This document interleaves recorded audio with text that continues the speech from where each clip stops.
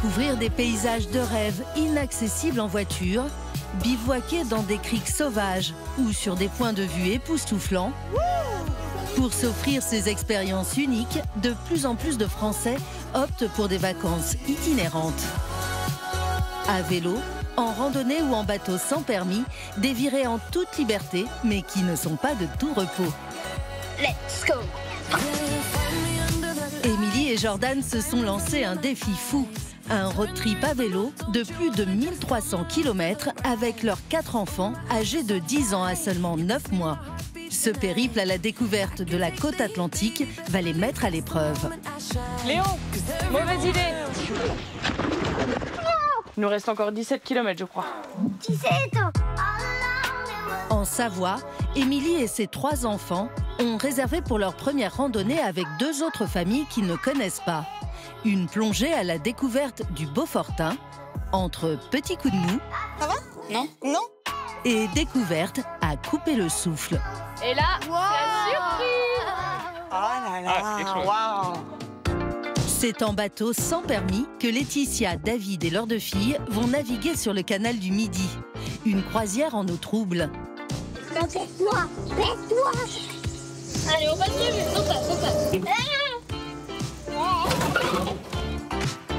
Paysage de rêve, imprévu. T'es sûr que c'est la route, chérie?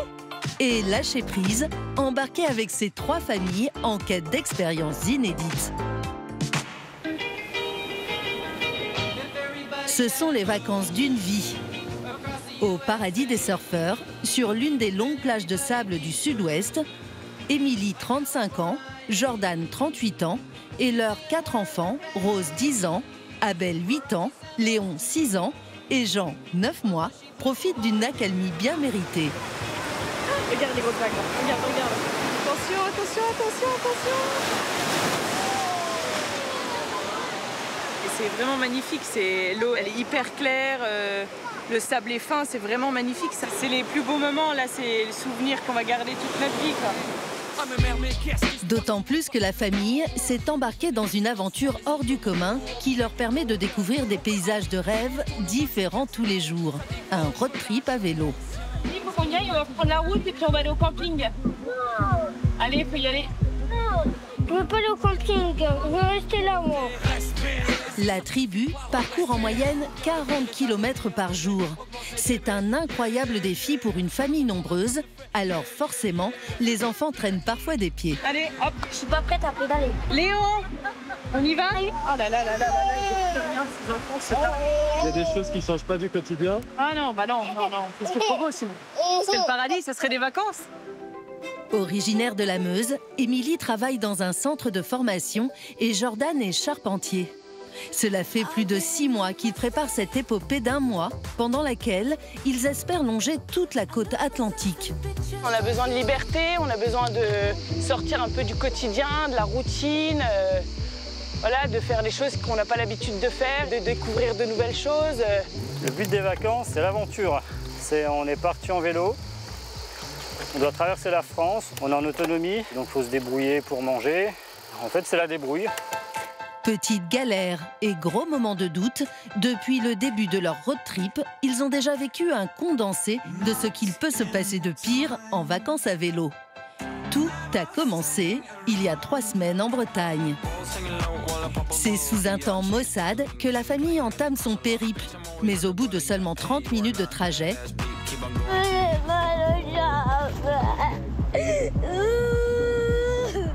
Léon veut déjà tout arrêter. T'as pas beaucoup pédalé là depuis qu'on arrive à faire bien plus de kilomètres que ça et même avec des montées, je comprends pas pourquoi t'as déjà mal aux jambes.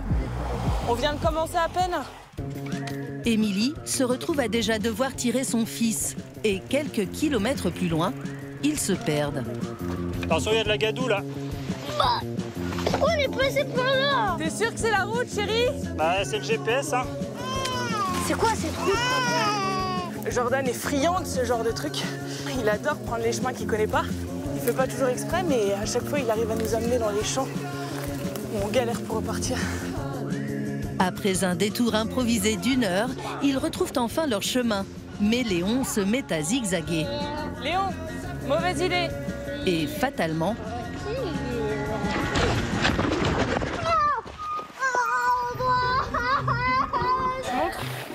Montre.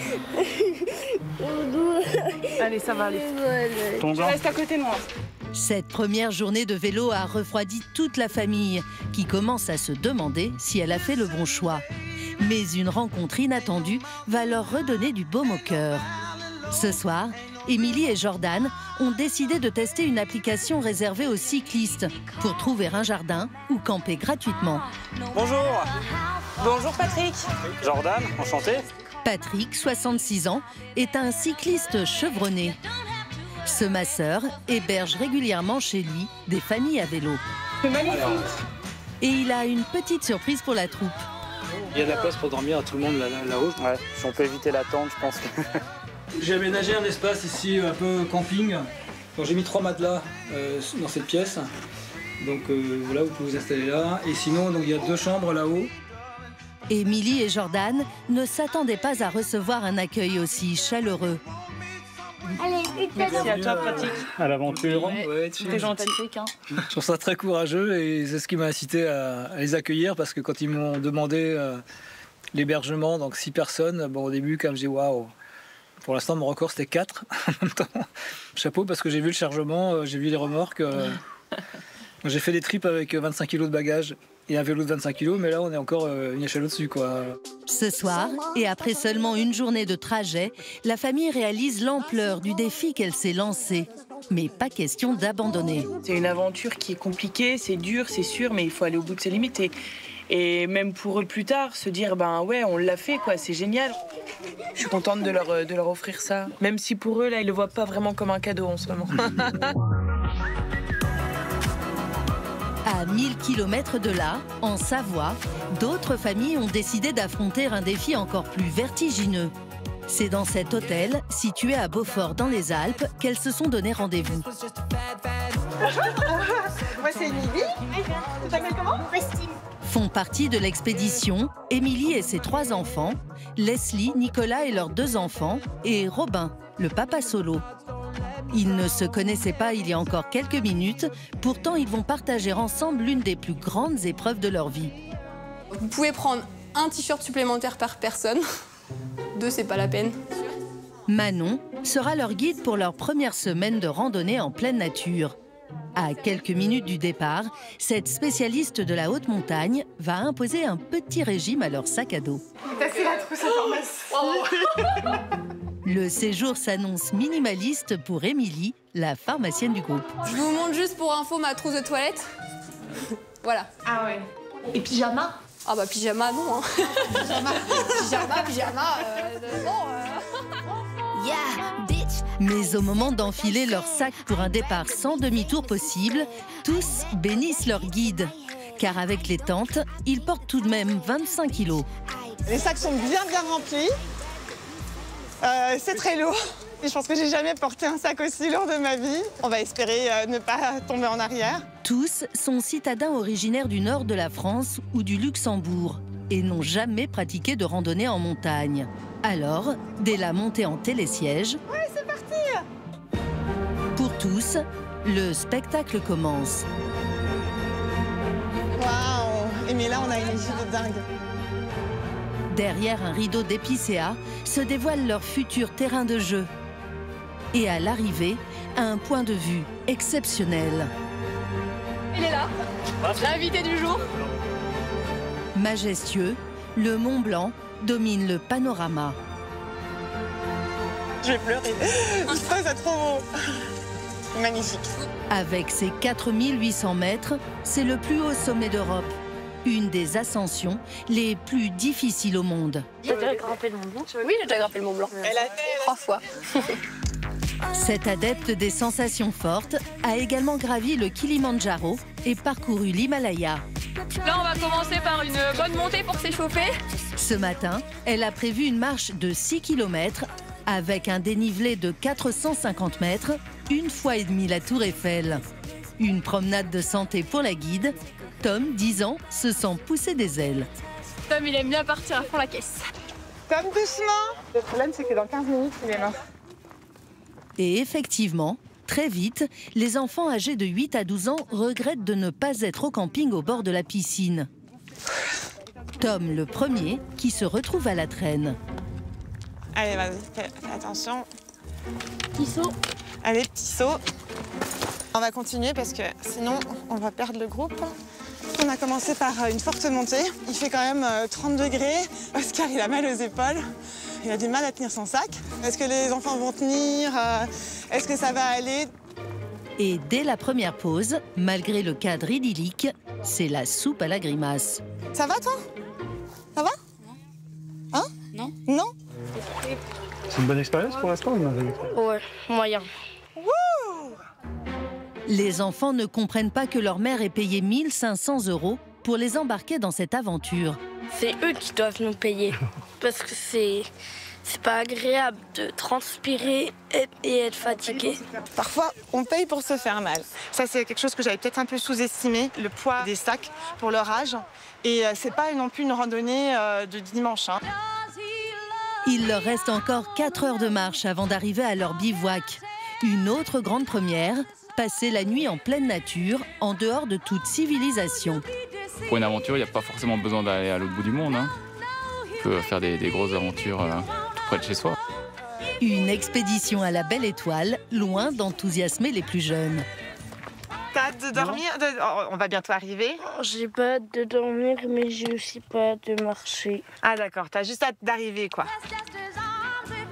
Et la nuit au bivouac leur réserve une petite surprise qui va encore les refroidir. Cet été, Laetitia, 47 ans, David, 53 ans, et leurs 2 filles, Judith, 10 ans, et Solène, 8 ans, ont eux aussi prévu de découvrir la France autrement, via le Canal du Midi. Une croisière au cœur du pays Qatar, qu'ils espèrent bucolique, mais qui va se transformer en épopée à haut risque. La famille prend le départ à 20 minutes de Narbonne. Ah, dis donc, il est super. Hein. Tiens, il y a ton rond. Ah ouais. Ah, super. Ah, on va avoir de l'ombre, c'est bien ça. Waouh. Hey, il est grand, hein. Un bateau de 40 mètres carrés avec une grande terrasse. Ah, un barbecue. 2 cabines et une salle de bain. Pour se rafraîchir après une journée de navigation sous le soleil du sud de la France. Cette thérapeute et cet infirmier originaire des Yvelines ont payé 1 500 € pour naviguer 4 jours à bord de cette embarcation. Un bateau qui a une spécificité, il se conduit sans permis. C'est un bateau assez impressionnant. C'est pas non plus une petite barque, donc on va voir comment ça va se passer. Pour apprendre à naviguer, le couple a droit à une formation d'1 heure. Moi, je suis pas très à l'aise avec les bateaux. J'ai jamais navigué, mais Non, mais on vous donne tous les tips. ça, c'est bien. Ne passez pas les cordes comme ça pour tenir, d'accord? Si jamais vous êtes vraiment accroché à vos cordes et que votre bateau bouge, vous partez avec les cordes. Vous avez déjà des clients qui se sont retrouvés à l'eau? Oui, ça peut arriver de temps en temps. Ça peut arriver que la personne elle perde un peu l'équilibre, qu'elle tombe dans l'eau. Bon, on se fait un petit peu mal, mais c'est pas très grave. Allez. Une seule chose inquiète l'employé de la compagnie, les ponts, très nombreux sur ce parcours. Faites attention quand vous allez passer sous les ponts. Il y a des ponts qui sont très bas. Vous allez voir, parfois, vous n'allez même pas être droit comme ça. Vous allez vous mettre le tout petit sur le côté pour passer. D'accord? Ralentissez, mais ne perdez pas le contrôle du bateau pour autant. D'accord, oui, motricité. Ouais. J'ai peur. David est confiant, plus qu'à mettre les voiles. Voilà, donc on démarre doucement, hein, comme nous a dit le safety manager. Allez, c'est parti. Alors les filles, vous êtes ravis? Ils ont prévu de naviguer environ 4 heures par jour pour rejoindre Carcassonne. Ouais, c'est très sympa, les cyprès, les roseaux. On travaille voilà, dans des zones très urbaines. On avait vraiment envie de trancher et de faire quelque chose de beaucoup plus zen. Et là, quand on voit le paysage et la nature, les éléments, le vent, là, ça fait du bien. C'est magnifique, en tout cas, les lumières sont splendides. Moi, j'ai surtout hâte de voir le coucher de soleil. Ah ouais? Au passage du premier pont, tout l'équipage retient son souffle. On a ralenti. Pour emprunter le bateau, ils ont dû verser une caution de 3 000 €. Ça s'est bien passé? Ouais, un peu d'émotion. Voilà, c'était bien. Forcément, il y a un moment, on pense à la caution, mais on pense surtout on est concentré. Confiance, sérénité. David jubile. Le capitaine Haddock peut être fier de moi, je pense. Alors que les apprentis matelots pensent avoir pris leur marque, un deuxième pont risque bien de calmer leurs ardeurs. Est-ce que vous êtes un peu plus en confiance qu'au départ, les filles? Regarde maman, elle est totalement confiante. Ouais, elle est détendue, hein. Baisse-toi, baisse-toi. Allez, on baisse-toi, je saute là, saute là. Voilà, comme ça. Mais en réalité, attention, ça coince. Celui-là, on a un peu touché. Un peu. Dans quelques instants, vous découvrirez la suite des aventures de nos vacanciers. Apprentissage de la vie en pleine nature. Ah, c'est froid. Petites galères. J'ai faim, j'ai mal aux jambes. Et de grands moments d'émerveillement. Waouh! Regarde là-haut, elle est descendue de la pierre! Le jeu en vaut la chandelle, là. C'est magnifique. Réussiront-ils à aller au bout de leurs odyssées? Il nous reste encore 17 km, je crois. 17.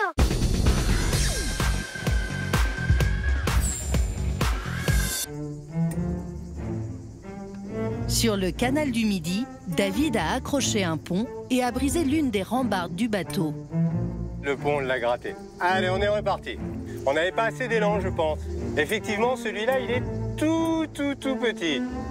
Si David semble imperturbable, Laetitia, Solène et Judith redoutent désormais le naufrage. Il y a un autre pont. Il est un peu plus large. Voilà, baissez-vous. Quelle manœuvre. C'est pas rien, hein. C'est pas rien les ponts quand même. Chaque manœuvre fait grimper la tension de l'équipage. Alors, on va faire un demi-tour. Pourquoi? Là, pour aller s'amarrer. David veut mettre pied à terre, mais à cause du courant, il n'arrive pas à positionner le bateau le long du quai. Alors, il opte pour une technique très originale, tirer lui-même le bateau. Ah, c'est ça, faut donner de sa personne. Alors là, je tire parce que avec le courant, on n'a pas été assez réactif. David et Laetitia n'auraient jamais imaginé que ces vacances au fil de l'eau leur donneraient autant de fil à retordre. Ça avait l'air simple comme ça, mais...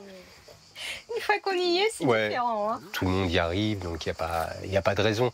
Ça fait des années que le canal est emprunté par des plaisanciers du dimanche. Voilà, on va y arriver, on n'est pas plus bête que tout le monde. Sur la côte de Granit Rose, en Bretagne, Émilie, Jordan et leurs 4 enfants reprennent la route, escortés par Patrick, leur hôte. J'indique le chemin. C'est vrai qu'avec toute la troupe, ça me plaisait bien de les accompagner jusqu'au bout. Ouais. Patrick, merci beaucoup. Avec plaisir. Merci pour Je veux tout. dire au revoir. Pour ton accueil, Bonne route ta sympathie. Au revoir Patrick, merci pour tout. Avec plaisir.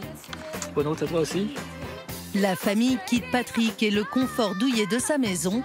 Ce soir, c'est leur premier bivouac. Tout le long de leur parcours, ils vont réserver dans des campings au dernier moment, comme ici dans le Finistère. Après 40 km à pédaler, Jordan supervise le montage de la tente. Je pensais que ça allait être un peu la contrainte de monter la tente après le vélo, mais en fait, non, ça fait tellement du bien de s'arrêter de pédaler que là, monter la tente, ça va être cool. Ça va être reposant même. Pendant 2 semaines, ils en prennent plein les yeux. Plage de rêve, village typique et découvertes surprenantes. C'est énorme. T'as déjà vu des arbres comme ça, aussi gros? Venez voir, c'est trop bien. Jour après jour, ils apprennent à se dépasser. C'est toujours des kilomètres. Bah ouais, mais ça va être ça toutes les vacances, mon gars. Il nous reste encore 17 km, je crois. 17. Mais ça monte pas comme ça tout le long. Au fil de l'aventure, l'enthousiasme du montage de la tente s'estompe. Ah bah, démonter le campement et le remonter, ça commence à être pénible. Ça doit faire au moins la 20e fois. La famille a beau avoir adopté un quotidien itinérant hors du commun, les soirées finissent toujours en règlement de compte. Rose, elle m'embête la nuit. Non, c'est lui. Il a pas envie de dormir à côté de sa sœur ce soir. Elle est chiante, je la vends sur Internet. Ah ouais, carrément. Tu la vendrais combien? 1 €. Bon, ça c'est comme à la maison, ça change pas. Hein, les embrouilles entre frères et sœurs. Quand ils arrivent en Gironde, après 3 semaines de road trip, tous ont trouvé leur rythme de croisière. Et plus rien ne leur fait peur, même pas les fringales incontrôlées des enfants. J'ai faim et j'ai mal aux jambes. Abel, il a faim, donc il pleure. Donc là, on doit attendre de trouver une épicerie ou une boulangerie. On est un peu au milieu de rien, donc on va attendre encore un quart d'heure et puis sinon on mangera les chips. Ça fera office de repas pour ce midi, en attendant mieux. On prend un peu plus de recul, on est un peu moins stressé. Au début, c'était un peu l'appréhension et l'inconnu pour nous. Là, ça y est, on pourrait continuer comme ça 2 mois.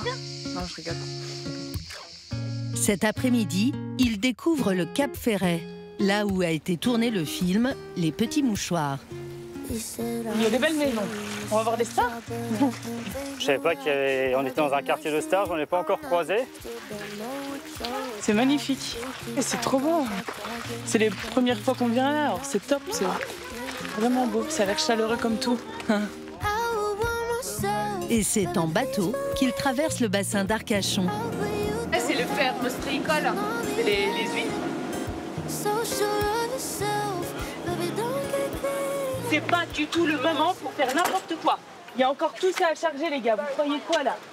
On n'est pas en train de s'amuser, vous allez patienter un peu.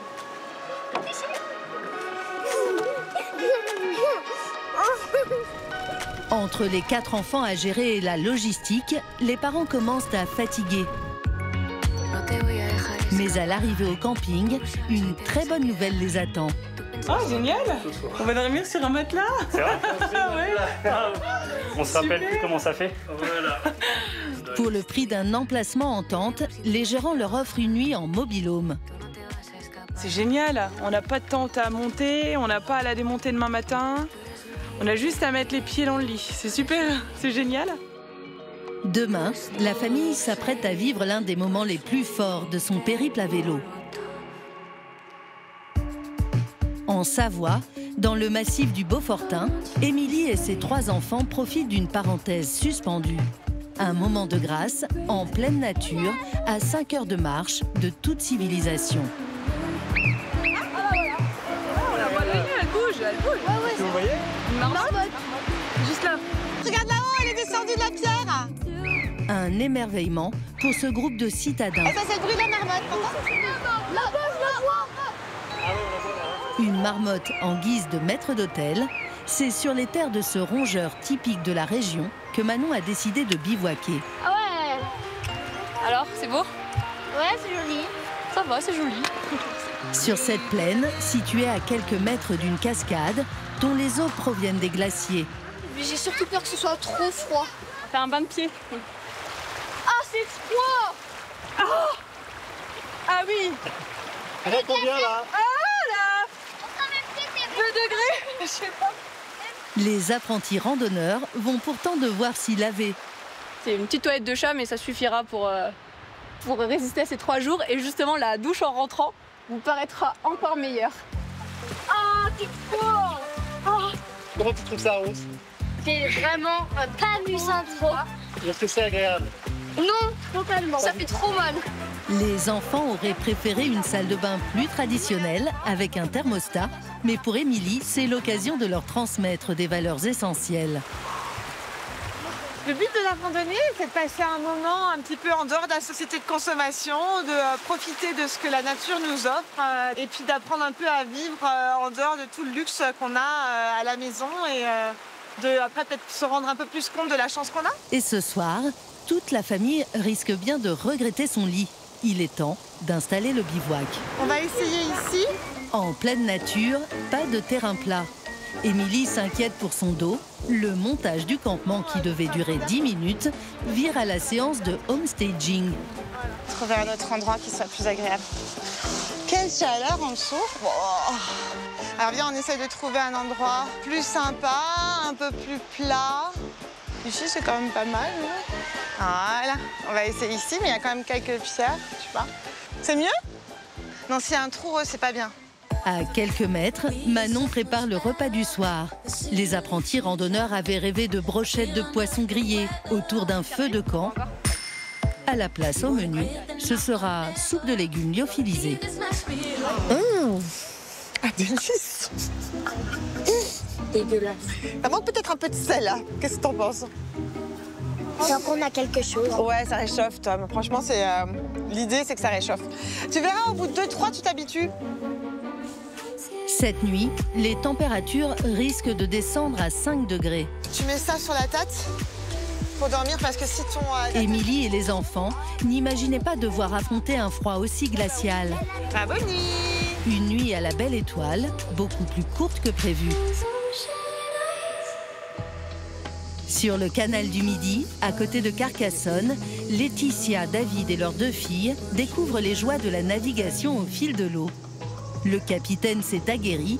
Son secret pour naviguer en toute tranquillité, ne pas dépasser les 5 km/h et profiter du paysage. Il est déjà complètement décroché. Si le paradis existe, il doit ressembler à ça. En tout cas, ouais, on est bien. On est tranquille, apaisé. C'est une douceur de vivre. Si cette croisière bucolique à la découverte du pays Qatar réjouit les parents, Solène et Judith dépriment. Elles ont le sentiment de vivre au ralenti. Des fois, ça dépend des fois. On joue avec les armoires. Ouais, ça nous arrive.